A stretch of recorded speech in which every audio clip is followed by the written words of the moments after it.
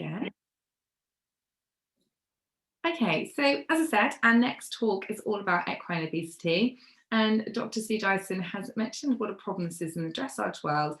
And I don't know about anybody else, but I have to say that rather surprised me that it is so prevalent amongst dressage horses. I did feel quite surprised by that.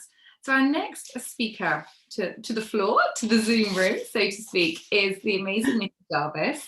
Now, if you joined us in person back in 2019, which feels about 10 years ago, it feels like the world's changed a lot in that time. Nicky was at our first conference, which we ran in Newbury, and it's lovely to have her back. So if you haven't met Nicky before, you will most definitely be familiar with her work. Nicky is head of, am I getting this right? Head of veterinary and care, Nicky, at Red Wings Horse Yeah, Sanctuary. that's right. Yeah, I have got the right title. Brilliant. yeah. So Nicky, what a job that must be. It's her job to oversee a team of vets, vet nurses, and care staff to look after over 1,500 horses, mules, donkeys, ponies. That's quite a lot, Nicky. Wow. So if you don't know Nicky, you definitely will know Red Wings, and we are so lucky to have Nicky here this morning. Can't wait. Like, equine obesity, real problem. We've just heard from Sue about this, but Nicky's got lots of hands-on experience about getting horses to lose weight, and she's going to be talking to us today about some of the hidden dangers and how it's not just cobs, hairy cobs, and little Thelwell ponies we need to be worrying about, is it, Nicky? Yeah, that's it's so true. And like you say, Sue's talk sort of mentioned obesity as well, which was I have to say, Nicola, I'm delighted to be here this morning, but I have 3 people who, if I lecture immediately after them, I'm always very afraid, and Sue is in my top 3 because her lectures are so good. But I am blessed in that I also get to hear the lecture, so I gain a lot from it. So yes, Sue, you are in my top 3. First of all, I need to see if I can do the whole share screen thing. I'm going to go for it. I'm sure we'll be fine. Go, and this is looking promising, very promising. Okay, amazing. Lovely. So start from, oh, we're all over this. Okay, so are you able to just confirm to me that you can see my screen? I can see your screen. I'm going to work on the basis that everyone can see what I can see. This is what's recording. Yeah, we're getting some yeses. This looks great, Nicky. Absolutely fabulous. I will let you kick off. Okay, that's lovely. Thank you. And Nicola, don't be shy if I get to about the 40-minute mark and I'm still having a good old chat. Don't be shy. So good morning, everybody. Absolutely lovely to almost see you. And once again, thank you to Nicola for inviting me. Thank you also to Sue. Wonderful lecture this morning. And in fact, I remember a couple of years back when we did that first one, Sue was also there. We were sitting together. So yeah, really nice. So it feels like you're all in my dining room this morning. I'd like to also apologise for the lighting. In Norfolk, there is no sun. I've done my best, but it is what it is. And lastly, if you hear snoring, it's because I have a lurcher at my feet who's fast asleep and intermittently it's snoring really badly. So I'm very sorry. So we're going to look at obesity this morning, and there are so many diseases associated with obesity that I think it's incredibly important that we take off our rose-tinted glasses and we start to look at our horses and appreciate that some of their curves may not be muscle. So, fat and obesity. Basically, some fat is completely normal. Okay, so I am not fat shaming everything here. Some fat is completely normal. In fact, it's a storage organ. And so horses in the wild, during the summer when food is abundant, they do put on weight and they store this excess energy they get from the grazing. They store it in the form of fat. And that's because horses in the wild are going to experience a lack of available energy, a lack of available calories during the winter. So during the winter, the forage, the grasses aren't growing. The horses have to use more calories to walk much further distances to gather food, and they're also using calories to keep warm. So in the wild horse, you get this very natural cycle that they gain a little weight in the summer and they lose a little weight in the winter. So overall, they have a status quo. The trouble is in managed horses, so the influence of humans, is that, first of all, we still have horses putting on weight over summer, but we've changed so much about their management. Food is provided for them. The grasses that are available are very high quality, high energy grasses, perhaps more appropriate to management of cattle. And so they put on weight during the summer. We like to think they do a large amount of exercise, but actually the majority of our pleasure and leisure horses are probably doing less than 5 hours work a week.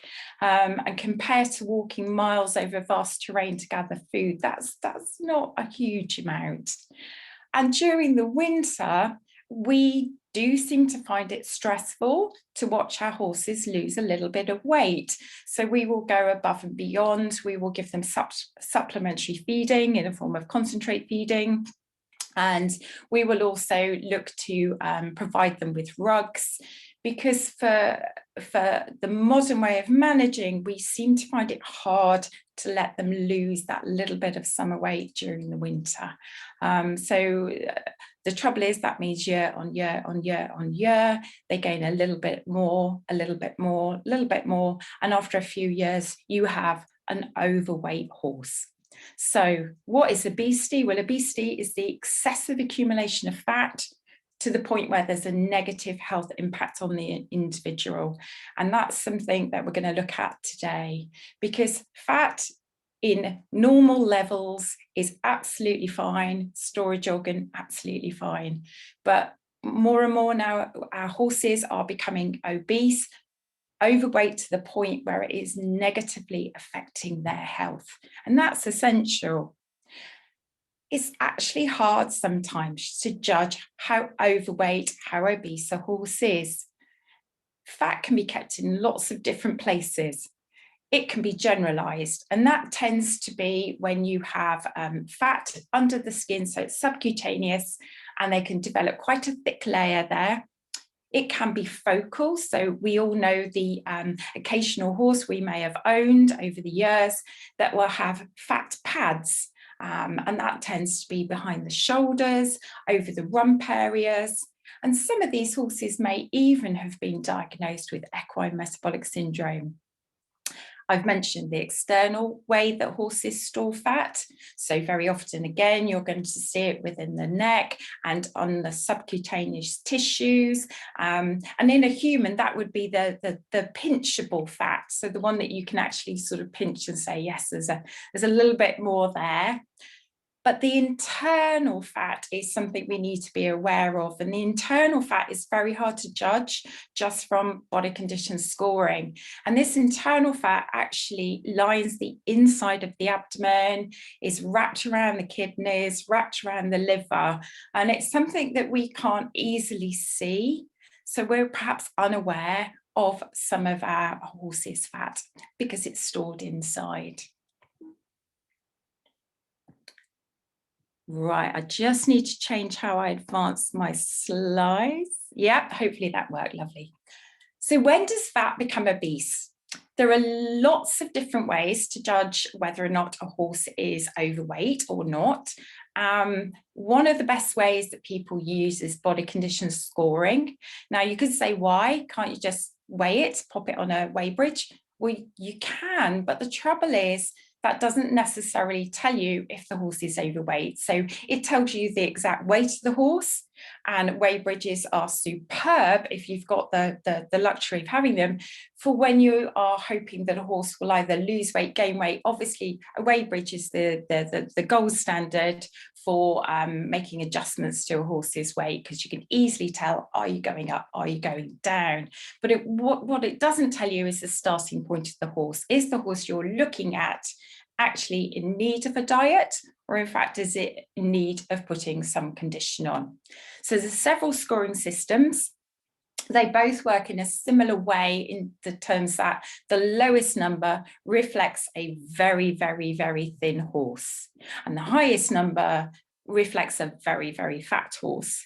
So in common use, you'll have a 9-point system, which is the modified Henniker system, running from 1 to 9, or the 5-point system running from 0 to 5. That is the Carolyn Huntington system. There's also another modified system that runs from 1 to 6. So the most important thing to stress is when you are doing body condition scoring and using it, it's important to qualify what the figure is out of. So for instance, I could be talking about Mrs. Jones's horse that was a body condition score of 5. And if I'm using the 0 to 5 system, Mrs. Jones's horse is very, very fat. Whereas if I'm using the 9-point system, Mrs. Jones's horse is absolutely spot on, well done. So always qualify what system you're using. Now, obesity is when the body condition score is greater than 3 using the 0 to 5 system, or when it's greater than or equal to 7 when you're using the 9-point system. Now, if you are interested in body condition scoring, I really recommend you have a go. There's some wonderful YouTube videos online. There's a lovely one by Teresa Hollins there. Also, if anyone's not tried it yet, you can go on the Beaver website, and there is in fact obesity pages under the general management pages. There's loads of information out there. It's really easy to get started with body condition scoring. And I would get you to invite a friend and get your friend to score your horse, and then you go over and score their horse, because that will help with your accuracy. Bear in mind that body condition score is seasonal. So it's okay for a horse to be a little bit heavier at the end of the summer, but you would want them a little bit lighter at the end of the winter. And by that, I mean a little bit. You still don't want to be into this obese bracket. And bear in mind, a body condition score of 5 out of 5 may comprise up to 40% of that horse's body weight on a weigh bridge is actually fat. So there is a chance that your 600 kilo horse is walking around with 240 kilos of fat. And if you think that that sounds impossible, bear in mind up to half of that could be inside. Okay. So how big is the problem of obesity? And I just want to make very clear that I am not sitting here in my ivory tower saying I'm holier than thou. I work at a horse sanctuary. We do have overweight horses, and we need to work on them over winter. And so at the end of the summer, if we are concerned about particular horses, we then set to work over the winter and see if we can get them to naturally shed a small amount of that weight. So nothing drastic, no starvation diets. We do it very, very safely. But yes, feeling a bit like this is a confessional here, but we do have overweight horses. So I truly appreciate how hard it is. So looking at one study, this was done in Scotland in 2008. And this was researcher assessed. So they identified 319 horses where the owners were kind enough to let researchers go in and body condition score those horses. Alarmingly, 45% of the horses were found to be overweight. And that's a big figure.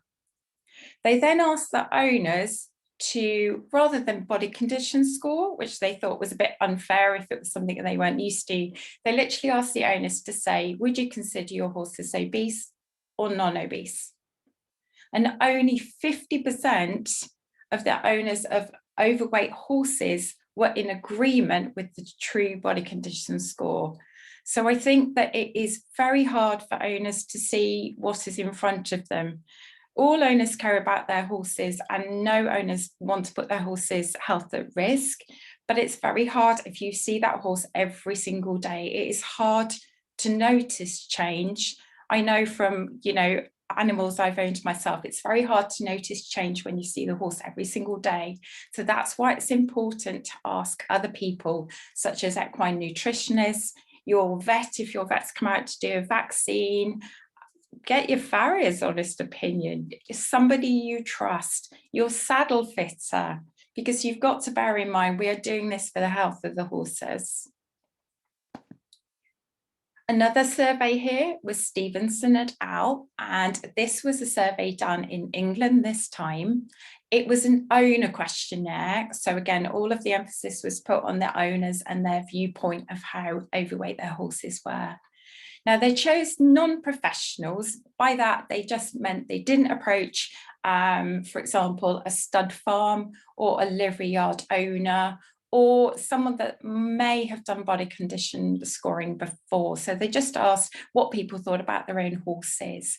And using body condition scoring, 20.6% of the horses were overweight.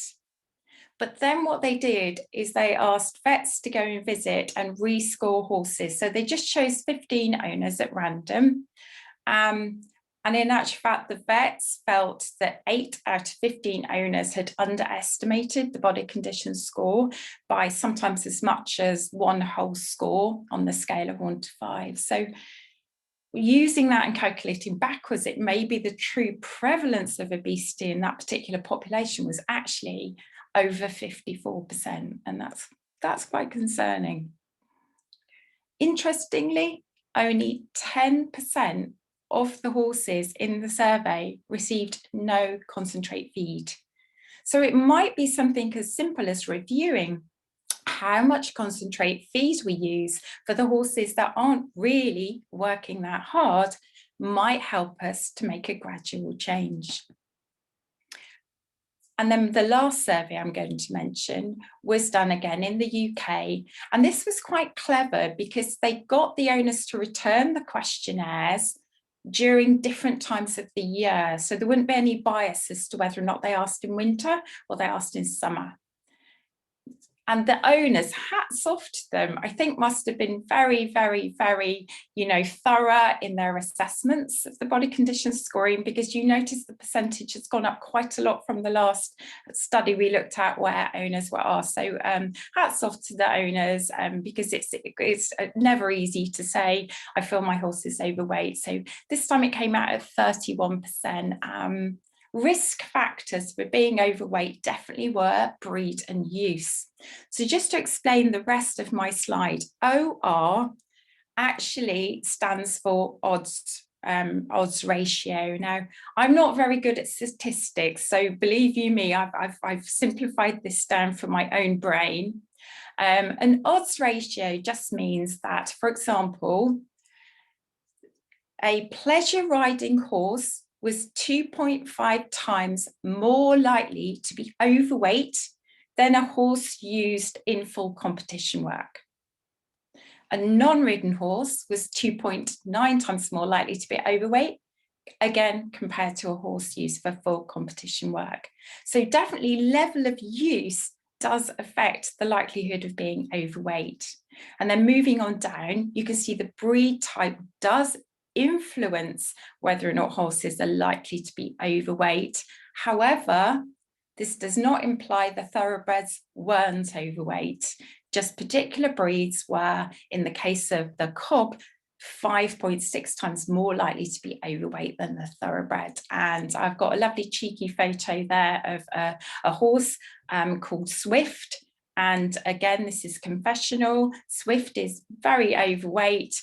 You'll see a little picture later on that shows the side view, because when I got my camera out, obviously Swift wanted to show me his best side.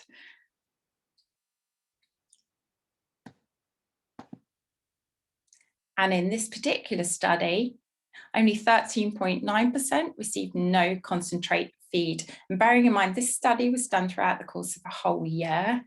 So it does seem we are using concentrate feed quite a lot, particularly when you bear in mind some of these horses weren't ridden.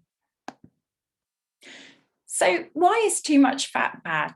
Well, if a horse is a healthy body condition score, the fat is used as a storage organ. Fantastic, lovely. And this gorgeous picture here that looks rather like a bunch of poached eggs is in fact a microscopic picture of some fat. These individual fat cells are called adipocytes. And you also get a resident population of a type of white blood cell called a macrophage. So there are other cells toing and froing, but the main cells you get there are these adipocytes and these macrophages. When a horse becomes obese, these individual fat cells enlarge. So you get a few extra in number, but normally the actual just individual cell itself enlarges and it becomes packed with more and more and more fat. But the trouble is, this isn't just a storage organ. This is an active organ. So it's secreting things that we sort of generally clump together under the title of as cytokines. These are chemical messengers that can be released into the blood. And they cause an inflammatory state. So they're known as pro-inflammatory mediators. So they cause this inflammatory state, but they also attract even more macrophages to come into the fat. And the macrophages themselves also secrete inflammatory mediators. So you've got these fat cells, these macrophages, and it becomes this vicious cycle. And you can see overall, the whole horse's body becomes in a chronic inflammatory state because of all of these chemical mediators. And it's important that we understand that, because that is what causes disease. So I'm going to have a look at some of the diseases, but this is very much following on from research that's been done in humans and other animals, and more we're realizing very similar processes are happening in the horse. So the first one we're going to look at is laminitis. When we think of the obese horse, very often, you know, if we say, well, what's the first disease you can think of? We're all going to say laminitis. Why? Because it's so horrific from a welfare aspect to see a horse in severe pain. Because sadly, we also know horses sometimes have to be put to sleep. So in the majority of laminitis cases, there is some kind of underlying endocrine disease, which is a disease suggesting a hormonal imbalance in the body. And I'm sure many of you will be familiar with equine metabolic syndrome, or shortened to EMS, or pituitary pars intermedia dysfunction, again, shortened to PPID, and has also been known as Cushing's disease. One of the things that seems to be a recurrent feature is insulin dysregulation. So I'm now going to just talk you through insulin dysregulation and what it means and how it causes disease. So when we eat a meal, we consume calories and energy, and we uptake glucose from our gut lumen into our bloodstreams. And glucose is essential to our energy supplies, to functioning, to making our muscles work, our heart work, our brain work, everything. So we need this energy supply. What we don't want is the glucose just to stay in the blood. We need it to go where we need it to go. So the pancreas releases insulin, and insulin is amazing. It unlocks receptors in various cells so that glucose can go into muscle cells so they can contract.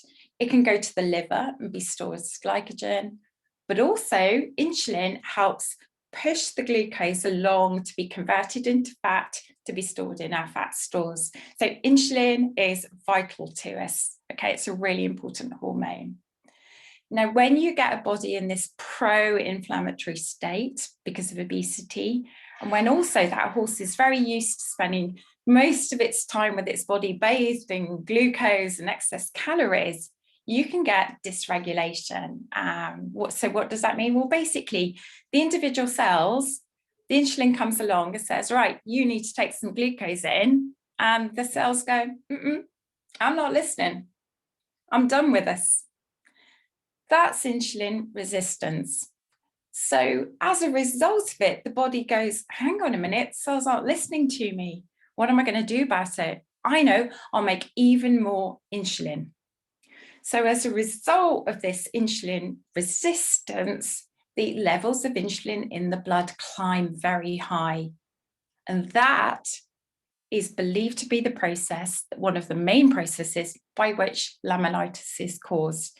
These very high levels of insulin affect the blood flow to the feet and also stretch and damage those cells in the laminae. So what we don't want is to get our horses at the stage where they've got insulin resistance, insulin dysregulation. So again, this is why it's incredibly important that we look at our horses' body weights, amounts of fat, and also their daily intakes. Equine metabolic syndrome, I know many of you will have heard of this before, and this is a triad, the way the disease is defined. You have insulin dysregulation that we've just chatted about. You have this increased risk of laminitis, which nobody wants their horse to be at a risk of laminitis. And you have generalized or regional adiposity. So basically, you either have huge amounts of fat spread generalized over your horse, or the horse may look quite clinically normal, but with certain fat pads behind the shoulder, over the bottom. And I think this is an area where it can be incredibly hard for owners of certain breeds. If that breed is one that's always been perceived as having the apple bottom, or I use the word carefully, a breed that's perceived to be maybe a stockier type, I think we begin to accept that what we are seeing might be normal. And that's when body condition scoring, that's when asking, any equine professional becomes really critical, because we need to know that what we're seeing is actually okay or not okay. Now, with equine metabolic syndrome, it's believed there is a genetic predisposition to having this disease, this syndrome. However, genetics on its own is not going to cause equine metabolic syndrome. You have to have the nutritional intake over a course of time, and obesity of the horse has then pushed the genetic predisposition along to where you finally got the disease. Now, this is good news, because this means that you are much more likely to be able to bring the horse gently back to a place where their insulin sensitivity is improving. You're decreasing the risk of laminitis. So this, once we know about it, this is actually a good thing. Now, a lot of people frequently will say to me, my horse is overweight, it's never had laminitis. I would just raise a couple of points. Subclinical laminitis is a real thing. And this is where the horse isn't overtly lame. So you haven't got your typical shuffling strides, or your weight shifting, or your bounding digital pulses. But you've got subtle changes, and you'll see in one of the slides here, we've got these subtle rings in the horse's hoof. You'll also find that if you pick the hoof up, you may have a widening of the white line. There are subtle signs that your horse may be having these very, very low-grade signs of laminitis. You may think one day your horse looked a little bit footy, but he'd been perhaps doing some road work the day before. So all of these sorts of things are what your farrier could be noticing, what your vet could be noticing. So be alert to the signs of subclinical laminitis. Now, I'm not saying all obese equines will have this insulin dysregulation, but you've got to bear in mind that things can change over time. So if you've got an overweight horse that's never had laminitis before, it doesn't mean it won't eventually become insulin dysregulated. So again, it is something to take seriously. And my last picture I've got there of an ultrasound scan. I love how I'm pointing at the screen, like everyone can see I'm pointing at the screen, sorry, there's a syndrome that they know in humans, which is called thin on the outside, fat on the inside. And there are some horses that may have insulin dysregulation, suffer with laminitis, and it might be that externally they actually don't look very overweight, but they could be that their phenotype is thin on the outside and fat on the inside. So very often, again, to try and look at levels of fat in horses, both ones that externally look obese and those who don't, you can use additional tools such as ultrasound. This ultrasound was taken of a horse and it was taken in the ventral midline, so from its belly, just behind the end of the rib cage. And using that, you can have get an appreciation of how much fat is in there, because a small amount is normal, but excessive amounts is definitely not going to be healthy for the horse. To be honest, measuring fat is very hard. There is a laboratory technique using deuterium oxide, but it's not very practical for out in the field. So for the moment, we do use body condition scoring. So do we know for certain obesity and laminitis go hand in hand? Yes, we do. There's several papers, one of which showed that one of the risk factors for a horse getting laminitis was a horse that had gained weight in the previous 3 months, or had had new access to a fresh field of grass in the past 4 months. And the direct link was found between generalized and regional adiposity. So there's a very grumpy horse in this photo here. From many years ago, his name was Pony, and he cheerfully sent me over a box store when I decided to attempt a nerve block on his back leg. But I loved him regardless. He was a very cute boy. But as you can see, he had a serious problem at the time. Severity. So the severity of laminitis has been linked in a paper from 2010 that shows horses with a higher body mass index, which is another way of looking at fat, were more likely to have severe laminitis compared to horses with lower body mass indexes. And we often use the OBEL scoring system to score how painful a laminitis is, with the OBEL score of 4 being the most painful. And horses with the higher body mass index would have OBEL scores of 3 and 4. And those horses in the same study with the lower body condition scores were also found to be more likely to survive a bout of laminitis. So again, this alone is encouraging us to look at horses' weight, because if we know not only are they more likely to get laminitis if they're overweight, but they're less likely to survive and more likely to have a severe bout, then again, these are all reasons why we need to be honest and look carefully at our horse's weight. Osteoarthritis and obesity. So it is thought that horses that are obese are more likely to have osteoarthritis long term. To my mind, I often feel that overweight horses perhaps don't work as well. They tend to be quite unbalanced and more prone to tripping just due to sheer weight. Also, the sheer weight causes excessive loading through the joints, and certainly in humans, they've got a very direct link between the body, as we said before, being in this pro-inflammatory state, and all of these chronic inflammatory mediators, again, setting off diseases such as osteoarthritis. It can also affect our horses should they need to have colic surgery. There's another study been done here very recently, actually, just last year. And they looked at 287 horses that had undergone colic surgery, and they followed up those horses for the first month. They used body mass index in order to define obese and non-obese horses.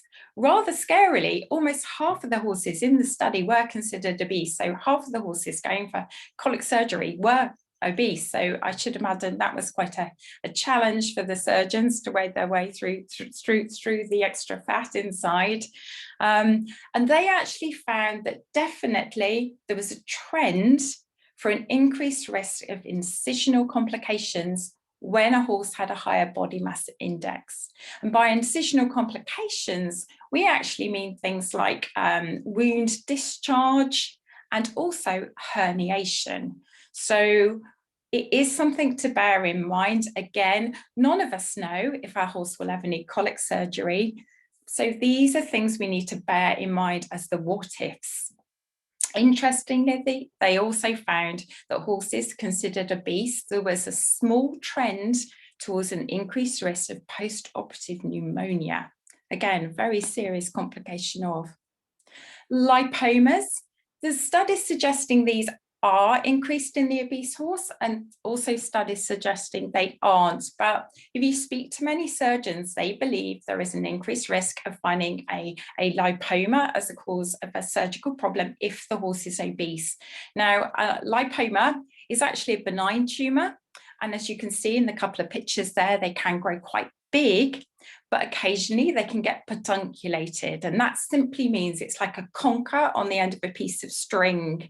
And you can imagine if they get a right old swing on, there's a possibility of them looping the loop and cutting off a section of intestine. So again, if there's something that we can do to decrease the risk of this severe form of colic, it is worth us looking at our horse's weight very honestly. And brood mares. So there's been several studies looking at the effect of obesity on brood mares and on their foals. Now, originally, it was thought that mares were particularly good, that they were only giving birth to foals of the correct size that they could easily then give birth to. Whereas very often in cattle, particularly if they cross the breeds, you do get lots of problems with giving birth, such that the cow may need a cesarean. However, this study looked at horses that were pregnant, so they followed them from 40 days of pregnancy. They body condition scored them every 60 days through the pregnancy, and they actually found that the foal birth weight was positively associated with the mare body condition score. So overweight mares were more likely to give birth to foals of a higher birth weight, regardless of the actual size of the mare. Those variables were taken out. But the trouble is, if you get a bigger foal, you've got more chance of a birthing problem, more chance of a dystocia. And obviously none of us want anything that's going to affect all of that incredible time and effort, but most importantly, the safety of our mares and the health of our foals to come. There are some schools of thought that think there is reduced milk production for these ladies as well. And one school of thought is it's because within the mammary glands in an obese mare, more of the mammary gland is fat tissue rather than the tissue we need to produce milk. There's also been studies to show that there is evidence of reduced fertility in obese mares, a longer duration of estrous cycle in the breeding mares, and also some inappropriate reproductive sort of activity as regards, mares keep cycling deep into the non-breeding season. So lots to consider when it comes to the brood mare. But this was a paper that really, really shook me, because I'll be honest, I hadn't come across it until I was looking for evidence for this lecture. And this was a study done whereby they looked at maternal obesity from the point of insemination in a group of mares. I think there were 24 mares in total, of which 10 were obese and 14 mares were considered normal. And they compared the foals from obese and non-obese mares, and they followed those foals all the way through till 18 months. And they kept repeating x-rays of the fetlocks and the hocks and the stifles, looking for a condition called OCD, osteochondrosis dissecans. And this is a very important condition, and obviously reducing the incidence of it is a great thing to do. Worryingly, the obese mare foals had a 30% incidence of OCD lesions by the time they were 18 months old, whereas in foals born to normal mares, it was only 10%. So you've got 30% OCD lesions versus 10% OCD lesions. Now, it's a relatively small study, but that's a very significant difference. They also found that the foals showed degrees of insulin resistance. So even though it had been the mums that had been obese, there was evidence of insulin resistance in the foals. And also, they measured markers of systemic inflammation in the foals until 6 months of age. So they're looking for these inflammatory mediators, similar to the ones you might find in an overweight horse. And they were finding them in the foals. So I think this is really, really crucial study. So when we talk about osteochondrosis dissecans, just for anyone who's not heard of the disease before, this is something whereby you get the bone just below the cartilage within the joints isn't forming properly, and as a result you have a knock-on effect with cartilage damage. You get swelling within those joints, they become very swollen. You can get long-term osteoarthritis in that joint. You can see the picture of a joint of, this is one of our horses. There's actually a small piece of bone has come away from the tibia there, and they might require surgery. So again, disease very much to be taken seriously. And then just moving on in the sort of final few sort of slides of my lecture to a very important disease known as hyperlipemia. Basically, hyper means too much. The lipemia bit means fat in the blood. So in this disease, it tends to occur in overweight animals, particularly overweight ponies, overweight donkeys, but it does happen in the overweight horse as well. It's when the horse is poorly and they suddenly stop eating, the horse reacts in a very different way to humans.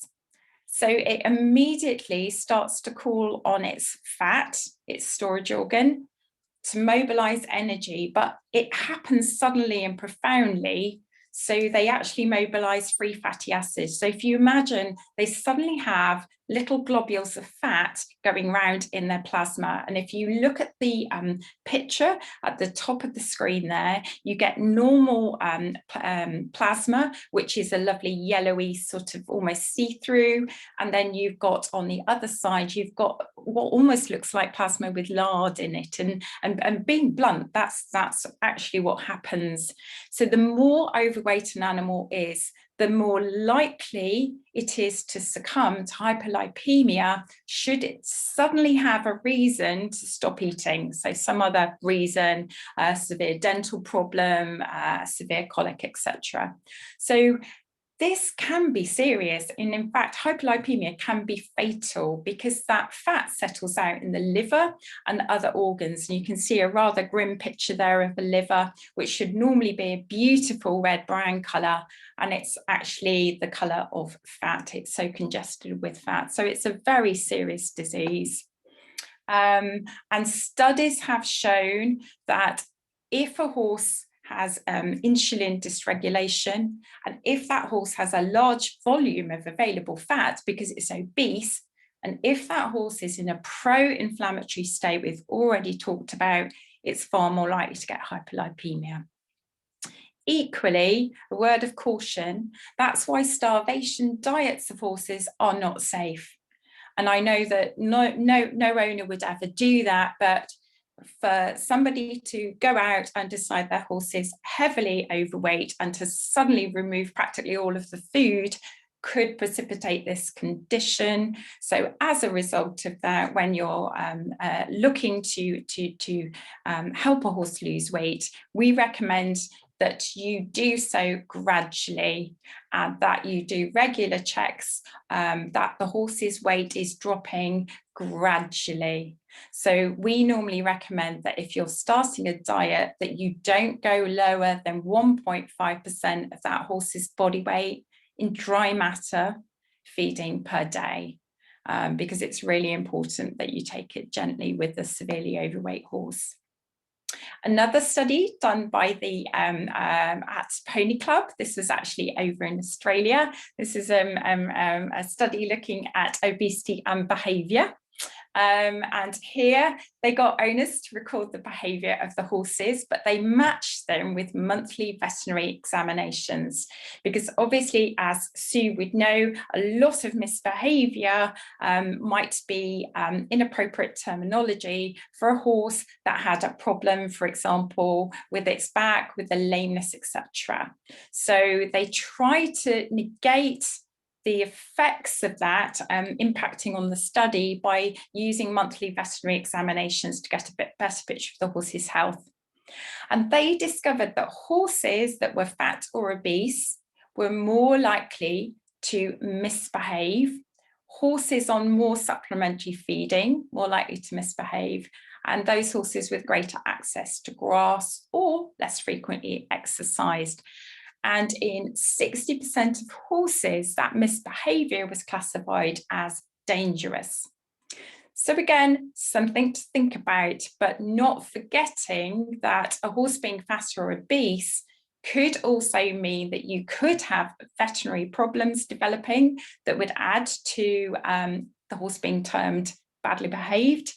And it also may indicate something like perhaps the saddle not fitting properly because the horse has put on weight. So there's lots to think about, but still a really, really interesting study. Horses are also less likely to be able to regulate their own body temperature. You can see a couple of our horses here. This is at our Ada Cole site, and they've chosen to regulate their own body temperature by helping each other take their rugs off.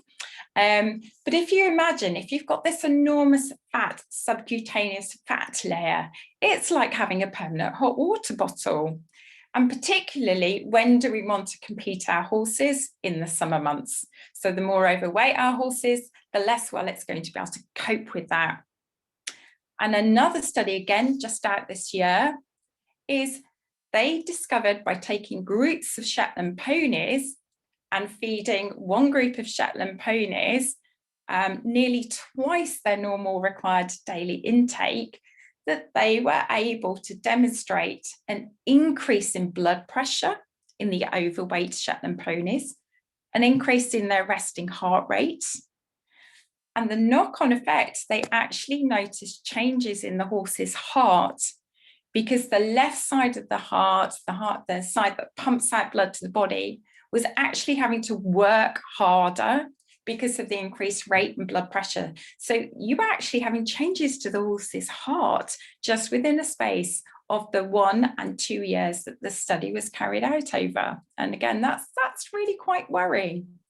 Certain other studies also show there might be an impaired immune response when obese horses are compared to normal horses reacting to, for example, viruses. And then finally, as if we needed more, I've already mentioned saddle fit. If our horses are putting on a lot of weight over summer, how many of us would necessarily go and get us our saddle checked? Because I've shown pictures here. This is a horse called Paddy, and Paddy in the top photo weighs 70 kilos more than Paddy in the bottom photo. And I think you can really see the difference in the neck. Very much a huge difference in the amount of fat deposited in the neck in the top versus the bottom photo, but also look at the changes along that top line. Obviously, he's not a working horse, he's not a fit horse, but the real difference, if you think you couldn't possibly use the same saddle on that horse. There is also worries about restriction of respiratory function. So it might be that a heavy layer of fat around the chest wall could in fact restrict the ability to expand the chest as well. You've also got the relative mass effect, because your horse may get bigger and heavier and weigh more, but the lungs haven't changed in size. So they're not going to be as efficient providing oxygen. And also, perhaps in dressage, if there is an awful lot of fat around the pharyngeal area, is that going to mean that when the head is flexed, that it's going to interfere with the intake of oxygen? But finally, probably more importantly, how about poor performance? We all want our horses to do well. We all want them to perform well. But if you imagine taking Usain Bolt and then asking him to run his marathon winning event, but could he just carry with him 2 25-kilo feed sacks? I don't think he'd be getting a gold medal. So it's something really to think about as regards the performance of our horses. So my take-home message is, obesity is now widely regarded as one of the biggest welfare issues facing the equine population. And hopefully you've seen today that there are so many life-threatening consequences. And just by altering the view and considering the horse's diet, which I fully appreciate is not easy, we could reduce the chance of our horse getting one of these conditions. And do ask for help, because it isn't easy judging your horse's condition when you look at the same horse every day. I know, believe you me, I know. And I would just love to say, I hope I haven't gone radically over time. Thank you so much for listening. And I know that Nicola was kind enough. We are going to hopefully be introducing Nicholas, who is my absolutely wonderful head of welfare and behaviour at Red Wings Horse Sanctuary, because he's got a really fascinating case just showing, how obese can be. Oh, brilliant, Nikki. Thank you so much. That was fascinating. The 240 kilos of fat in the 600-kilo horse is going to stay with me for a long time. And also, scary. Yeah, really scary. And I think it's a bit like humans as well. Their worry is that it's fat on the inside could possibly be even more active than fat on the outside. So again, we've got to remember what we can't see. But I'd like to say to everybody, I do get it. If you see that same animal every day, it's very hard to notice change. It slips on. And look, it happened to all of us during lockdown. So, yeah. Easily done, definitely. But yeah, that was brilliant. We'll come back to you for some questions. So we'll just pull up, I know my lovely assistant Miri has got Nick's slides. So if Miri, you can pull up his slides, then hopefully Nick will also just appear by magic and we'll be good to go. So yeah, this case study looks absolutely great. Hi, morning. Can you hear me? Amazing. Yes, we can hear you. Fantastic. So are you going to flick through the slides for us? We can do, if that helps. Yeah, sure. Well, I can't at the moment share the slides, so it might be easier. I'm not allowed, I haven't got the permissions to share from here. What do we need to do for you, Nick, so that will work? Let me just see. It says someone else is still sharing a slide, so maybe that's... Okay, I think we are fixing that right this second. Let's put your... let's get you up on the screen. There we go. Morning, Nick. Heidi, hi. Okay, right, Mary, if we share the slides again for Nick, or do we need to give Nick the option to share them? I think if I share mine without someone else sharing, that might work. Good to go. Amazing. Yay! Love it when it all works. All right, so you can see my slides, can you? We can, yeah, we are good. All righty, so I don't want to keep you for too long, but I just thought this would be really interesting as a kind of evolution of the challenge around obesity. I think there were years ago where we probably didn't talk about equine obesity in a way that was considered a welfare concern. I think Nicky has, wonderfully outlined how serious it actually is. And I think we're all, equally guilty of having misunderstood how bad obesity can be for horse welfare. Equally, I remember starting at Red Wings where we constantly kept finding emaciated horses being reported to us because owners are being told by their vets to starve them. And I think it's finding that right balance between the two extremes. But this case is a good example of, I think, the challenges we're facing, and also the potentially what the future will look like in terms of addressing welfare concerns as welfare organizations and as owners and as a horse community.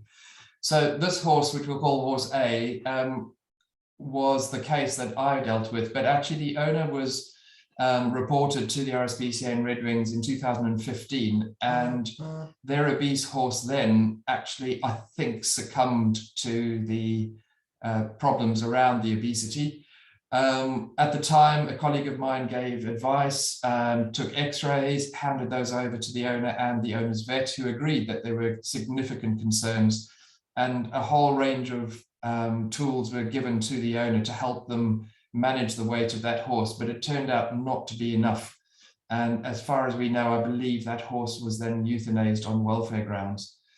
In 2017, they got a new horse. He was reported again to the RSPCA, and my colleague went along, same vet, and saw the horse. He was obese, in our opinion. Condition score was 4 to 4.5, depending on looking across the whole body. He had a very heavy, cresty neck, even though he wasn't a stallion. He demonstrated behaviors that were consistent with a very frustrated horse, which were probably linked to the fact that he was being kept in most of the time. So he had very little turnout, very little quality of life time with any colleague, any conspecifics or other horses. They did a very carefully structured glucose and insulin, combined glucose and insulin tolerance test, and found evidence of insulin dysregulation and EMS. So he was 558 kilos at the time, and he was brought into the sanctuary at Red Wings, and over a period of 3 months while the investigation carried on, he managed to lose 61 kilos. It was decided not to prosecute, but the owner was given an adult caution, which means that they accept that they have caused suffering or neglected their horse, and it's a written agreement, but it doesn't involve any criminal record, and after 2 years it expires. But with that was a whole sort of network of bits and pieces for the owner to have in terms of paperwork showing where to measure, a diet for the horse, and an exercise sort of suggestion. And we did liaise with the new veterinary surgeon that the owner had engaged for this new horse. In 2020, the horse was reported again. He was again obese, and this time he had signs of acute laminitis, and it was pretty severe. So he was very visibly laminitic. He was sore when he walked out the stable, and on the turns he was very painful, and wherever he walked he would try and find something soft like the rubber matting that was lying around on the yard because someone else was, I think, cleaning a stable. His weight had gone up to 612 kilos from what we'd kept him at. His body condition score was now 4.5 to 5. And over a period of time, we managed to diet him in the 12 months to lose, as you can see, a significant amount of weight, over 100 kilos, to get him back to a body condition score of 3. You can see here that we used a number of measurements which are accessible to owners. So you don't have to necessarily do the combined insulin and glucose tolerance test, or necessarily do regular monitoring with the vet. So just measuring the dimensions of the neck, the heart girth, and the belly girth. And if you can always get people to bring the portable weigh scales there. But you could see that he significantly improved in 2017 when we sent him back. But when we picked him up in 2020, all that good work had been undone. And even in the first month, we managed to return him to a condition similar to what we'd found him at when he was picked up in 2017. So we demonstrated that twice it was possible, without compromising his welfare, that we could actually get this horse to lose weight. Ultimately, the case went to trial because the owner was firmly of the opinion they'd done nothing wrong. She was found guilty of causing the horse unnecessary suffering by failing to prevent and then take remedial steps regarding the laminitis, and guilty of failing to meet his needs by failing to provide him with a suitable diet, i.e. keeping his weight at a level of control. They tried to deny that had any help from us. They tried to deny they'd ever had an adult caution. And eventually, I think that went against them, because apart from the 3-year ban from keeping horses, the judge said that under no circumstances would she ever get this horse back. Then I've just got a few slides just to demonstrate the extremes that this horse went through. So when he was picked up here, these photographs, he's actually suffering still from laminitis. The pictures on the left were the 2020 pictures, and the pictures on the right are almost to the day, 12 months later, at our quarantine yard. And what's shocking to me really is that you'd expect this horse to have a massive skeleton, and that he was this big broad-based cob cross thing, but actually he was quite a finely built horse, and most of that displacement of his skeleton is actually due to the sheer volume of fat. And actually, I would hope that you agree that the horse on the right is actually much more healthy looking. And what's really interesting to us is that his difficult behaviors, which were again evident in 2020, had vanished by 2021. So for me, the take-home message is that, as Nicky said, obesity is a serious welfare issue. The charities always focus on giving guidance and support wherever possible. So prosecution is always a last resort for us. But when it gets so severe that someone has effectively broken the law, then we do need to follow due process, particularly if the owner is unwilling to follow that guidance and help that is out there from so many different sources. We all know that going to court takes a long time and expensive, and it's traumatic for the owners. So no one really wants to take anyone through court. And even more importantly, it's too late for the horse. They've had to suffer before you can get to the court case. That's really not ideal for any of us. So what we would rather see is that people recognize that it's a serious welfare problem. Getting horses to lose weight is much more difficult than maintaining a healthy weight. And for those of us who've got to lose a bit of weight, once you get there, try and keep there. Thanks very much. Thank you so much, Nick. Thank you so much, Nick. That was fantastic. I mean, a sad story, but also really impressive, and had a pretty positive outcome.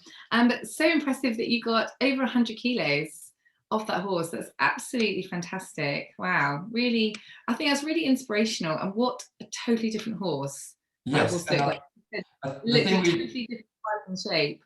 And what we really focused on was to keep his mental well-being balanced in that time. So because he was a prosecution case, he stayed at the quarantine yard. So that wasn't ideal because he didn't have as much time out grazing, but what he did have was opportunities. He was on wood chip the whole time. So as soon as his laminitis subsided, he was out all the time. He had company the whole time, and he could interact with other horses the whole time, whilst we could also manage his diet. So he had a lot of forage, a lot of saute, which allowed him to actually stay busy for a lot of the time that he was with us. He wasn't stood there frustrated and angry. He was actually quite a relaxed horse, and he got much happier as time went on as well. Yeah. Oh, brilliant. And really, really inspiring. Thank you so much for sharing that, Nick. That was great. Nicky, if we just come back to you so we can just answer some final questions for you before we move on to our next speaker, that would be fabulous. Nicky, some